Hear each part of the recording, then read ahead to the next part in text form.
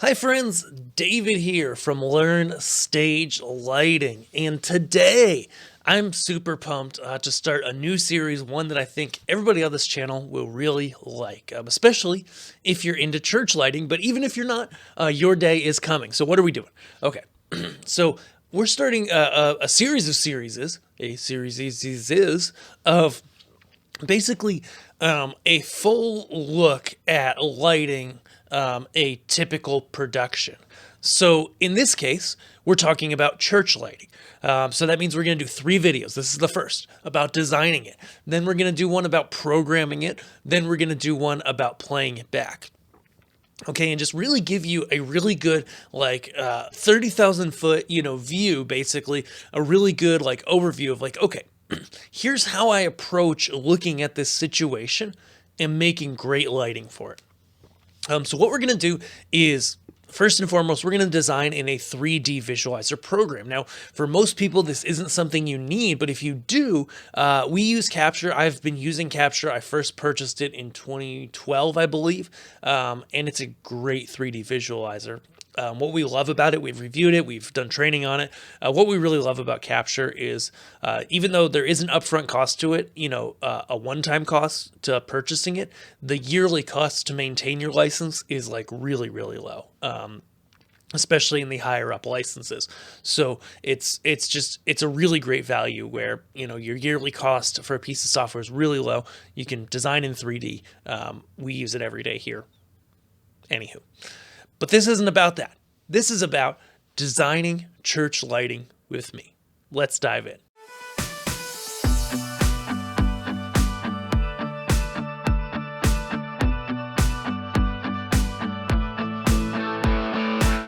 So I have gone here and I've got this model that I've used before on the channel. Maybe you've seen it before.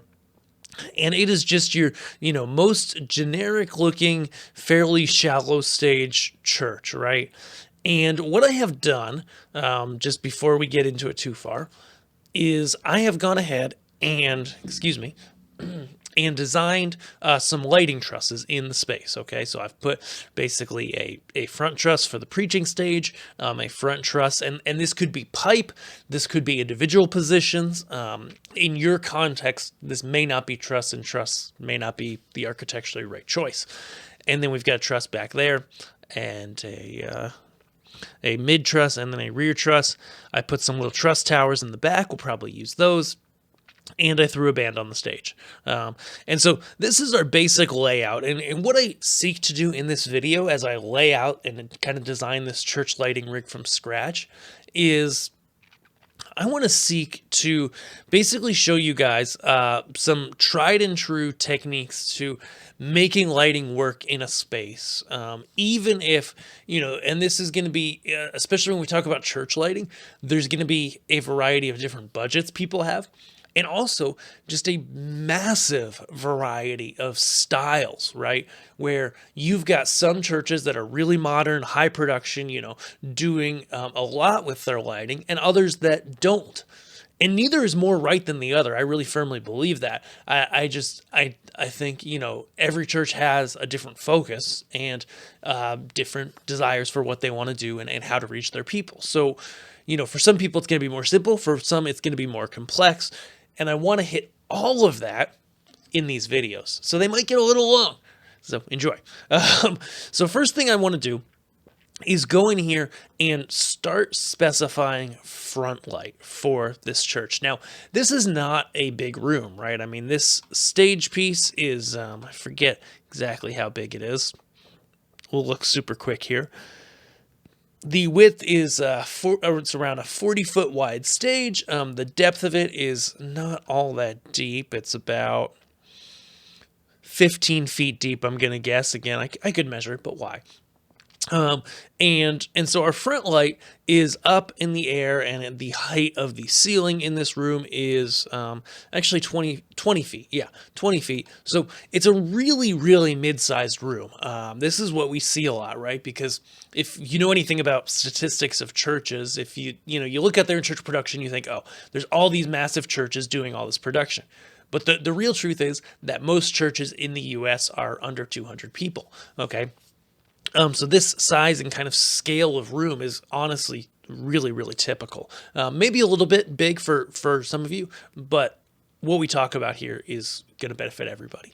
Okay, so what I want to do is I'm going to go ahead and specify here. We're going to pretend screens are left and right, though they're not drawn in here.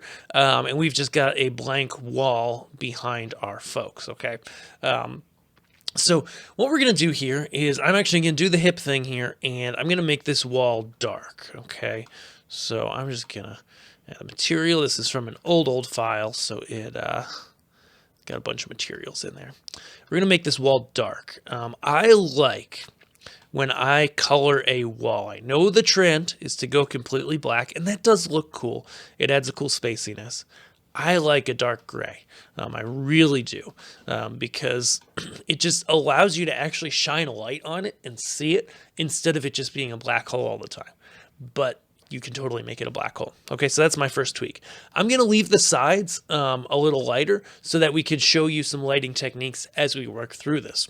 But either way can totally be good. Okay, so we got that knocked out. Now, fixtures. Okay, so for my front light, you know, there's a lot of things I could do on this truss in order to light this stage from the front. If we look at it dimensionally, we can see here that we are at about a 45-degree angle from the people's heads. That's a great front light position. And in this case, I'm going to choose the economical option. So there's a few fixtures that really are our go-tos for front light here at Learn Stage Lighting. Okay, a lot of times we'll do the Gamma Rosé fixtures. They come in a variable white version and a RGBW version. This space is, you know, maybe a little bit on the small side for that. Maybe not. But I'm going to try first actually just dropping in here the Gamma Cove LED 200. Looks like for some reason, I thought they'd have the color version in here. Do they not have the color version? Let's see. It's correct. They only have the white, variable white version, and that's okay. We'll accommodate for that. Whereas I'm just going to bring one of both in. Whereas the Rosé, oh, they do not have. Let me look real quick. Yeah, they only have one cove in here. Apologies for that. But they do have the Rosé, again, in just white. Huh, interesting. For some reason, I thought the color one was in there. Oh, well. And so, what that looks like, and I might just need to update my library, is we're going to do, in this case, yeah, just check it's not there, just do a white front light on the band, okay? The reason we like these cove parts so much is, as it shows in the picture here, it might be hard to see, is there are barn doors on them. Okay, and so, like, if I take that fixture and I shine it at this person and I turn it on, again, they make a color version. This is not that. We'll shine it at our person, and we have the sun on right now in our view, so turn that down.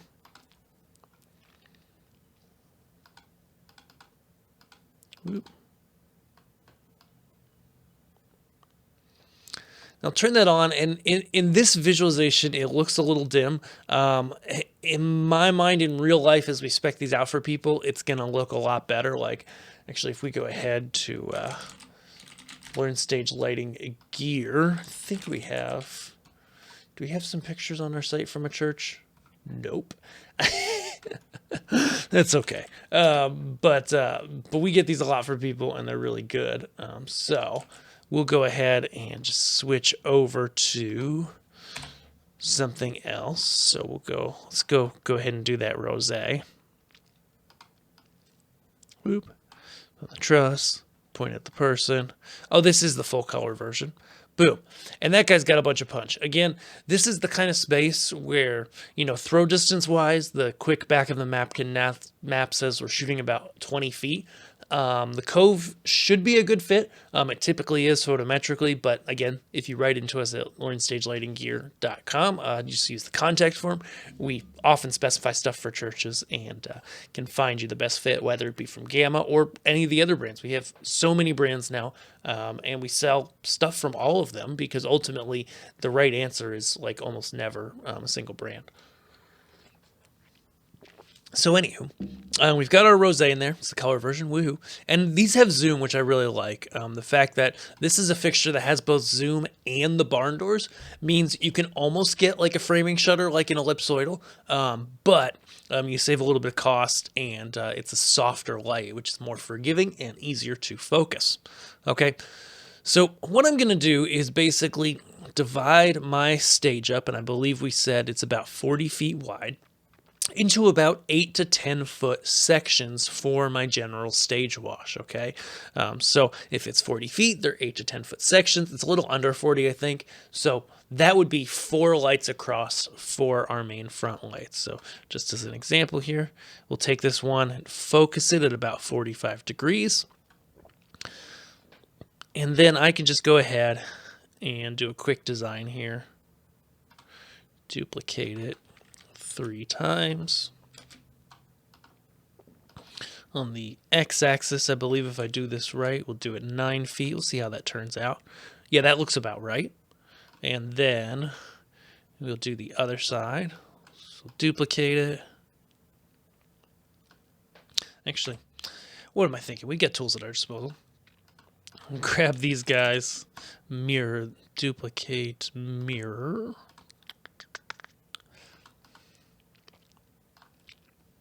And then move them. And voila. Now, the one thing we do with the layout when you lay out fixtures for a front light in a typical two-point front light scheme, so for 3 points total, is take your size of beam that you're going for. So in this case, I'm shooting for about a 9-foot circle of light, right? Excuse me. Allergy season. Okay, so I'm shooting for that 9-foot circle of light. So that means I put the lights 9 feet apart. Okay, that ensures they'll all be pointing at the same angle at the stage. Okay, horizontally. And this is really important. This matters because if you're not consistent in the spacing horizontally as you go across the stage, if it doesn't match the size of the circle of light or get you really darn close, then as you go across the stage, the angle that they're pointing horizontally is going to start to vary slightly. And when that happens, you get either hot spots where the lights transition between each other or dark spots, depending on how you point them. Neither is what you want. You want it even and consistent, which is one of the reasons why we like these rosé fixtures. Is they're like a Fresnel, but they're a little less expensive and they're not quite as soft as a Fresnel, so the spill is controlled a little better. But they come in at a killer cost. So 8 of those guys. Then we'll do the preaching platform.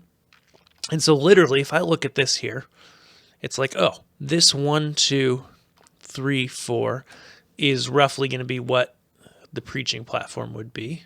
So if I move that there to this lighting position out here, again, it wouldn't have to be a full truss. Now we've got this wide preaching platform covered really well. I mean, ultimately, I could probably cover it with 2 of these rosés. I really could, but we'll just do 4 for now. And so that's going to be our front light system. And what we can see here is, say we just go ahead and we turn them all on, right? And we zoom them all to about 45 degrees, as noted. Obviously, you guys probably see here and you're like, David, there's light everywhere. It's somewhat ugly. But if we just go ahead, for example, turn off the preaching stage wads, if we did have the barn doors in the visualizer like we do in real life on these fixtures, we would be able to go ahead and start to crop it off these musicians, right? Start to get it off those walls, start to really point it down and make it less coverage-wise, okay? Alternatively, if you want, and can be done with these fixtures, especially because they do have a motorized zoom, if you don't need it to be, if you don't have people walking across the stage while they present, like doing announcements and whatnot, and you don't need that really nice even wash for the camera as people walk across. They're evenly lit in the camera like this will do. You can always go with a narrower fixture or shutter it in more or use the barn doors more to just light the players as well. Okay, so that's something to be aware of. But let's go ahead and lay out our next system. So that's Frontlight. Now we'll go ahead and do backlight. Okay, for backlight, I'm always like, okay, the light quality doesn't have to be as nice. We just need to light it well. And a lot of times I'm either going to go with some pars or some moving wash lights for the backlight. Now, one of the benefits of moving wash lights is they generally zoom. Pars may zoom as well, but they obviously won't move. Okay, so in this case, I'm going to go ahead and we'll show you in the design. I'm going to go ahead and go over to Volox because they have a fixture that we really like, the Sysma, which is kind of a mid-sized zoom fixture, 7x60 watt LED, and it's really, really well priced. And so that's why we like them, is it's kind of the best priced thing out there. And so let's just say for backlight on our main section, we just do like 4 of these.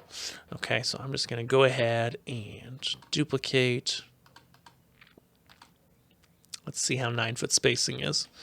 9-foot spacing is a little bit long. Just move it over and duplicate to 8-foot spacing. This light might be slightly overkill for this size of space. There are other options. And we always look at all the options when we specify this to people. But what's nice about these is, say we go ahead and focus them here. So we'll turn them on, open them up, tilt them forward.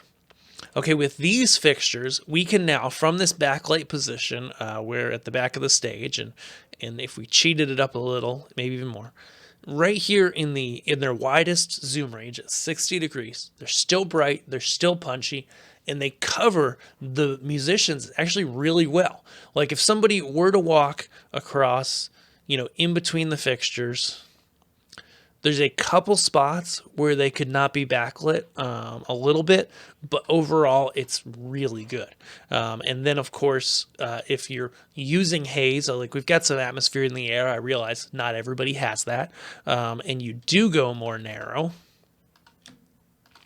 what you're gonna see is you're able to get like a razor sharp beam of light for that mid-air effect. But then if you say we go to about a mid zoom, we start to tilt it, we start to bring it in,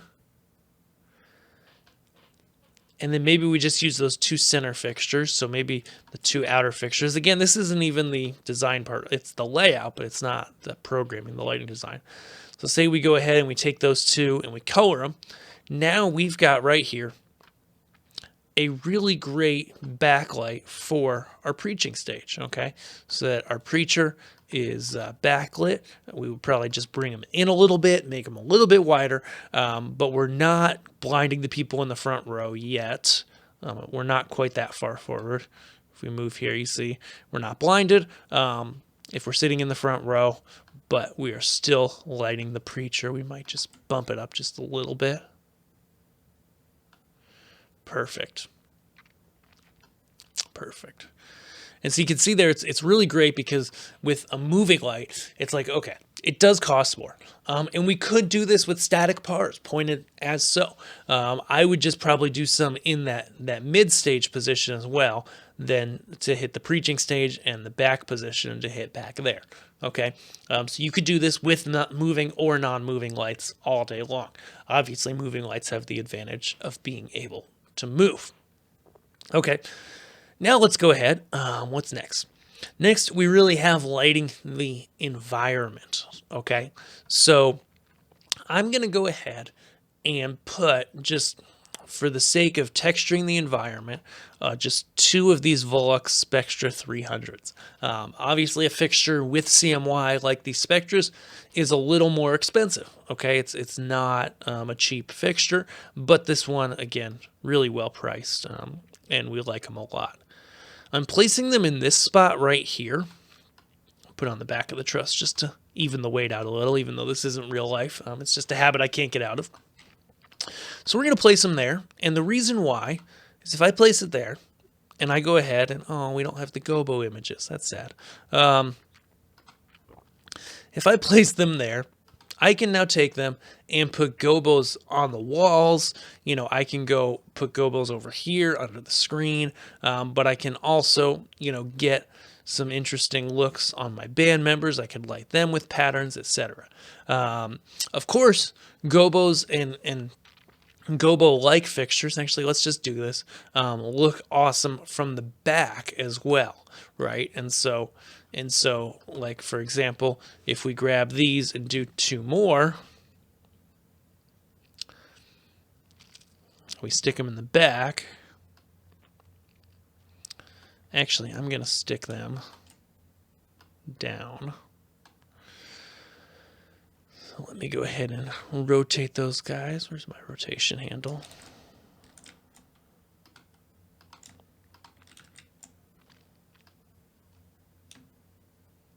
Whoop.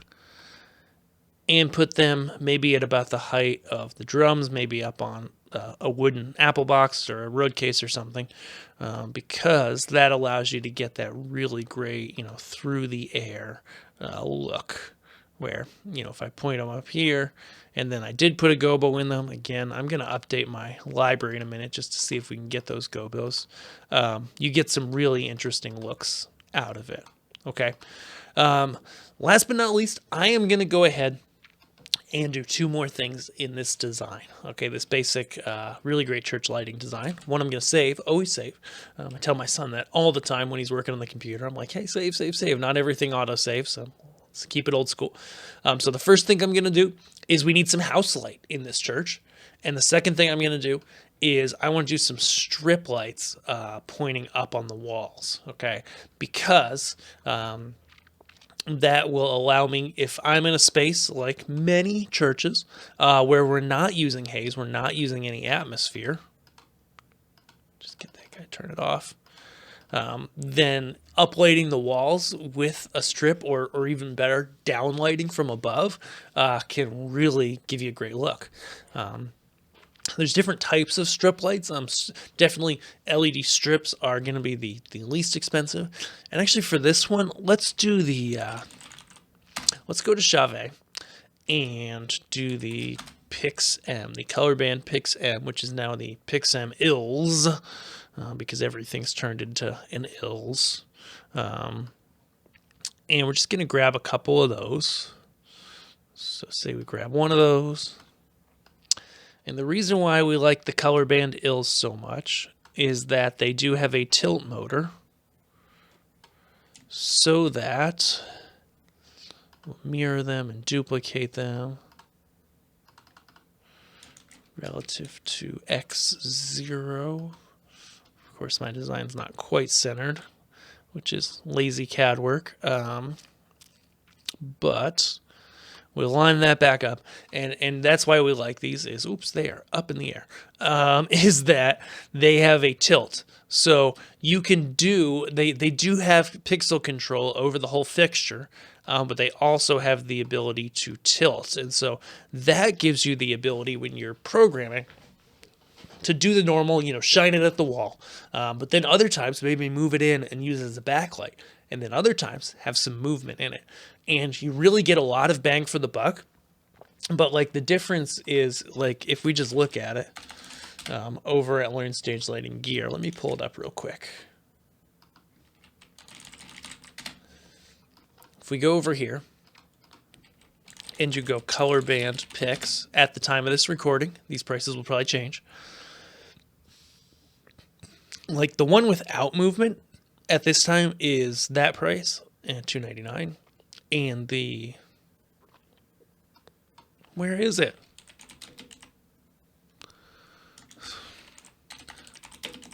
It should be on here. I don't know why it's not showing up on a search, but it's maybe because we're changing to the ILS version, but it's literally like $40 more to have that movement, 40 or 50 bucks more. And to me, that's like a no-brainer because it adds so much that you can do. If you're trying, again, to keep on a tight budget, hey, skip that. Like, I get that. But if you do have a little bit of wiggle room to be able to do that, it can be really helpful. Okay, and so last but not least, we're going to talk about house lights. Okay, now to spec out the house lights for this space, I often use another program called Dialux, which is an architectural program. But what we've actually done is, let me look it up here, is we actually have a calculator on LearnStage Lighting Gear that helps you lay out the house lights for your space based on math we already did. Okay, so I know that at about 20 feet, if I want to be able to make it nice and bright for preaching times, for walk in and walk out, for anything else that would happen in this space, that at 20 feet, or maybe I'll hang the pendants at 16 feet, I could do a gamma pen house light, and I could do their XL model at 16 feet and hit 30-foot candles across the room if I space them at about, I believe it's about 15 feet. Okay, so we'll just go ahead here, and for the sake of the field of view, I'm just going to put one here, and then we're going to set the height up here to about 16 feet. Do a 12-foot grid.